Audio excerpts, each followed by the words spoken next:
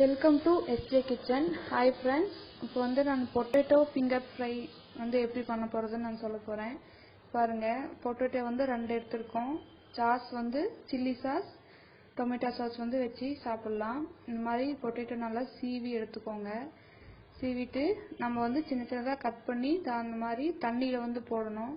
Potato வந்து cut பண்ணுறப்ப அந்த பால் மாதிரி வரும் இல்லையா, அந்த பால் வந்து தண்ணியில் நல்லா அலசி எடுத்துக்கலாம். அப்போ தான் பொரிக்கிறப்ப நல்லா வரும்.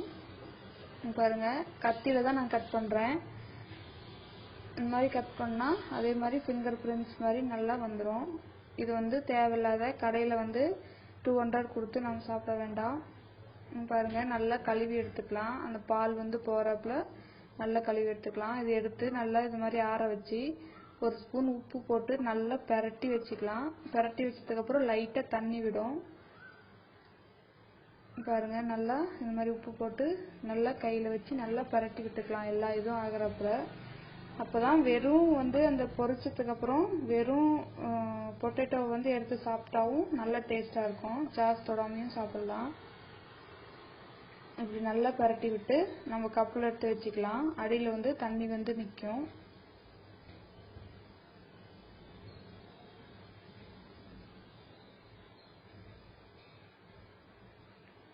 இந்த மாதிரி கப்பில் வந்து நம்ம எடுத்து வச்சுக்கலாம். அடுத்து வந்து எண்ணெய் வச்சாச்சு. இந்த மாதிரி லைட்டாக சின்ன சட்டியில் எண்ணெய் வச்சு இந்த மாதிரி எடுத்து பொரிச்சிக்கலாம். பொரிச்சா போடுறப்ப நல்லா அந்த ஈரம் உப்பு இருக்கிறதுக்கு நல்லா இந்த மாதிரி எண்ணெய் நல்லா பொரிஞ்சு வரும்.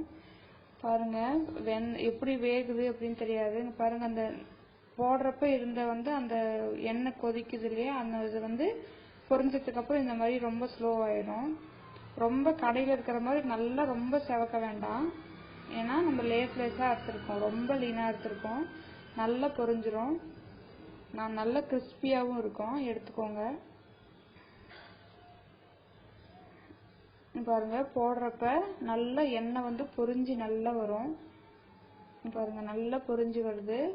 ஆனால் இதுவே கொஞ்சம் லைட்டாக பரட்டி விட்டால் வெந்ததுக்கப்புறம் அந்த நல்லா பொரிஞ்சு அந்த எண்ணெய் கொதிக்கிறது வந்து ரொம்ப லைட் ஆயிரும். பாருங்கள், கொஞ்சம் கொஞ்சமாக எடுத்து வச்சுக்கலாம். பாருங்கள், பொட்டேட்டோ ஃபிங்கர் ஃப்ரை குழந்தைங்களுக்கு எப்போவுமே ரொம்ப பிடிச்சமான டிஷ்ஷு. இது எங்கள் வீட்டு குட்டீஸ் நல்லா சாப்பிட்றாங்க. பாருங்கள், டிவி பார்த்துக்கிட்டே சாப்பிட்றாங்க. என்னோடய ரெசிபி பிடிச்சிருந்துச்சுன்னா சப்ஸ்கிரைப் பண்ணுங்கள். கூட இருக்கிற பெல் ஐக்கானை கிளிக் பண்ணுங்கள். நெக்ஸ்ட் ரெசிபியில் மீட் பண்ணுறேன். தேங்க்யூ.